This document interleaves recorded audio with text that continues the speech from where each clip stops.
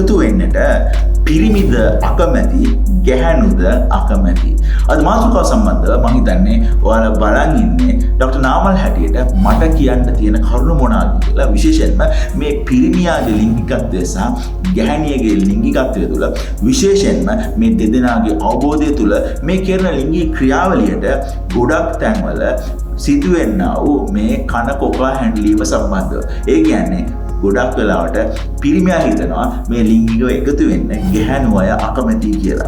ඇතැම් අවස්ථාවලදී ගැහැණුවා හිතනවා මේ තියෙන ට්‍රෙන්ඩ්ස් එක පිරිමියා තමයි ලිංගිකව එකතු වෙන්න අකමැති කියලා. ඉතින් මේකට බලපාන කරුණු මොනවාද? විශේෂයෙන් මේ ස්වංගින්දනේ, ඒ වගේම මේ භාවිතා කරන විවිධ සෙල්ලම් බඩු, ඊට අමතරව සිදුවන ලයිව් chat වගේ දේවල් සම්බන්ධව සෝෂල් මීඩියා වල මේ ඇති වෙලා තියෙන ඒ ලිංගිකත්වය සම්බන්ධව වෙලා තියෙන මේ පෙරලිය සම්බන්ධව මම අද ඔයාලව දැනුවත් කරනවා. මොකද මේව වලින් සිදුවනා වූ හානිය කොයි ආකාරයෙන්ද ඔයාගේ මනසට බලපාන්නේ, ඔයාගේ ෆැමිලි ලයිෆ් එකට කොහොමද බලපාන්නේ, පුද්ගලයෙක් හැටියට ඔයාගේ සංවර්ධනයට කොහොමද බලපාන්නේ කියලා වැදගත් කරුණු කීපයක් මම අද වීඩියෝ එකෙන් ඔයාලව දැනුවත් කරන්න බලාපොරොත්තු වෙනවා. මම ඩොක්ටර් නාමල් ජේසිංහ.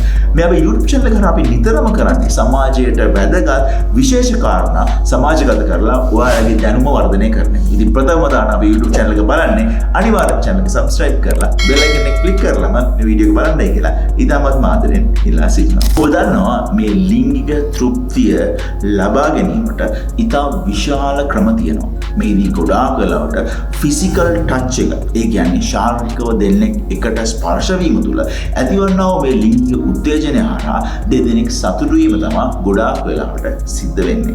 මේදී විශේෂයෙන්ම මෙතනින් එහාට ගිහිල්ලා මේක දෙදෙනෙක්ද, තුන් දෙනෙක්ද, හතර දෙනෙක්ද, එහෙම නැත්නම් කණ්ඩායමක්ද කියන දේ සම්බන්ධව නෙමෙයි අපි අද දිනේ කතා කරන්න බලාපොරොත්තු වෙන්නේ.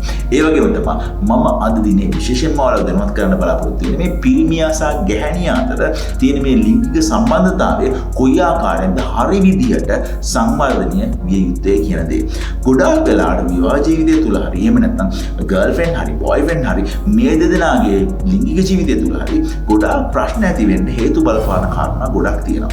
ඒකට දෙදෙනාගේම ජීවිතය සම්බන්ධ, දෙදෙනාගේම ෆිසිකල් ඇට්‍රැක්ෂන් එක සම්බන්ධව දෙදෙනාට තියෙන අනවබෝධය ගොඩාක් වෙලාවට බලපානවා. ඉතින් මේ නිසාම ගොඩාක් අවස්ථාවලදී විවාහ ජීවිතය තුළ පිරිමි අය ප්‍රතික්ෂේප වීමකට ලක් වෙනවා මේ කාන්තාවගෙන්, තමාගේ භාර්යාවගෙන්, තමාගේ ආදරණීය බිරිඳගෙන් මේ විදියට ලිංගිකව එකතු වෙන්න එයාලා උත්සාහ කරන අවස්ථාවලදී ගොඩාක් වෙලාවට එක්ස්කියුසස් හැටියට මට ඔළුව කැක්කුමයි, එහෙම නැත්නම් මට අද පීරියඩ්ස් හැදිලා, එහෙම නැත්නම් මට අද හරි මහන්සි, එහෙම නැත්නම් ඔයාට ඕකටමනේ මාව ඕන කරලා තියෙන්නේ කියලා කාන්තාවන් විසින් පිරිමියාව ප්‍රතික්ෂේප කරනු ලබනවා. ඇතැම් අවස්ථාවලදී පිරිමියා තමාට තියෙන කාර්යබහුල භාවය නිසා, තමාට තියෙන වේසකරභාවය නිසා, සමහරවිට තමාගේ යාළුවොත් එක්ක ෆන් ගන්න ඕන නිසා, සමහරවිට ට්‍රිප් එකක් යන්න ඕන නිසා, සමහරවිට මොන හරි කාරණා නිසා පිරිමියා පවා සමහරවිට දැන් විශේෂයෙන්ම කාන්තාවන් ප්‍රතික්ෂේප කරන්න ගණන් ගන්න තියෙනවා තමාගේ විවාහ ජීවිතය තුළ හරි, තමාගේ ගර්ල්ෆ්‍රෙන්ඩ් එක්ක හරි. ඉතින් මේ නිසා ගොඩාක් අවස්ථා දෙදෙනාගේ අනවබෝධය තේරුම් ගැනීම නැතිකම තුළ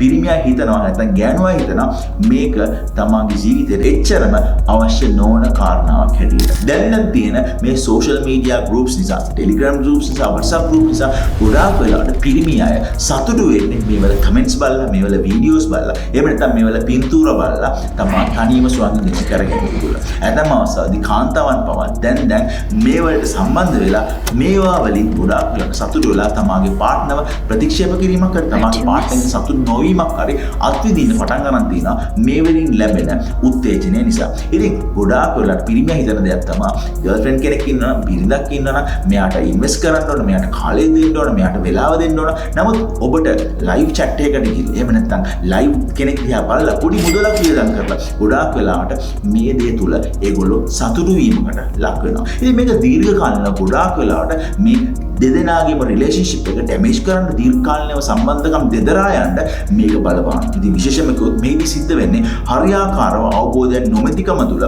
තමාගේ යටිහිතේ තැම්පත් වෙන මේ දේවල් එක්ක ඔවුන් ස්ට්‍රගල් කරන එක. ඉතින් ඒ වෙලාවට තමාගේ නියම ලිංගික ජීවිතය තුළ හරි, එහෙම නැත්නම් තමාගේ පාර්ට්නර්ත් එක්ක, තමාගේ ගර්ල්ෆ්‍රෙන්ඩ් බොයිෆ්‍රෙන්ඩ් එක්ක හරි සම්බන්ධකමක් ඇති කර ගැනීමට හැකි නොවීම නිසා ඔවුන්ගේ සම්බන්ධකම් දෙදරා යාමකට විපාකයකට ලක් වෙන්නට පුළුවන්.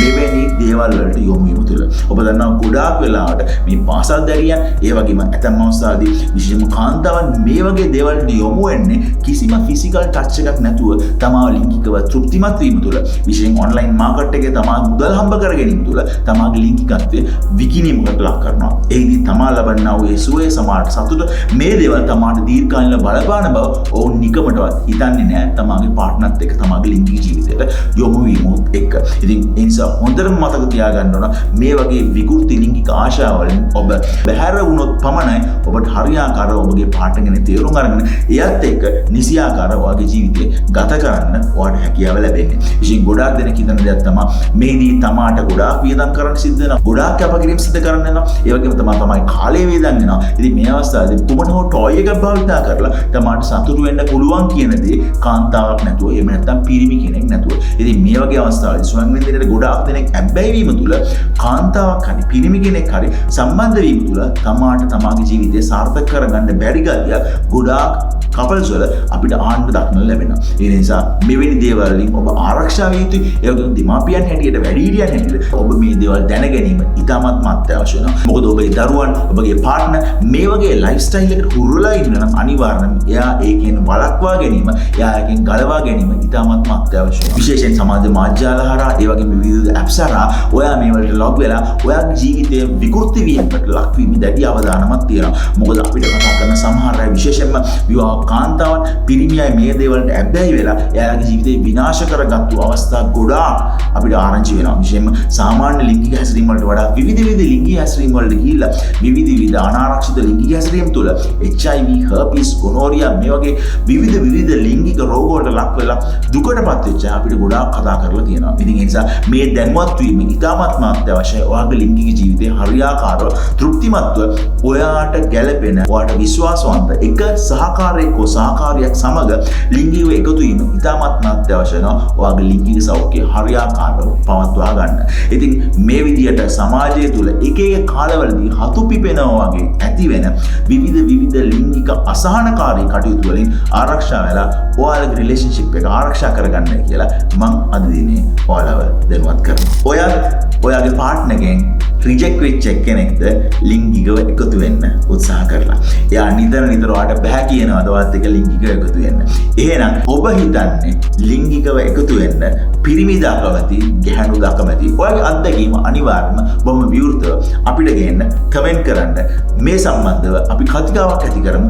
හොයලා බලමු මොකක්ද අද සමාජයේ වෙලා තියෙන්නේ කියලා. විශේෂයෙන්ම කාන්තාව සහ පිරිමිය අතර මේ සම්බන්ධතාවය නැති වෙන්න බලපාන හේතු කාරණා මොනවාද කියලා මම අද දිනේ බොහොම විවෘතව ආරාධනා කරනවා අපිට කමෙන්ට් කරන්නයි කියලා. අපේ වීඩියෝ එකෙන් ඔයාලට සිදු වෙලා තියෙන දේවල් මොනවාද කියලා. විශේෂයෙන්ම ඔබ පිරිමි කෙනෙක් නම් ඔබට සිදු වෙච්ච දේ මොකද්ද? ඔබ කාන්තාව නම් ඔබට සිදු වෙච්ච දේ මොකද්ද?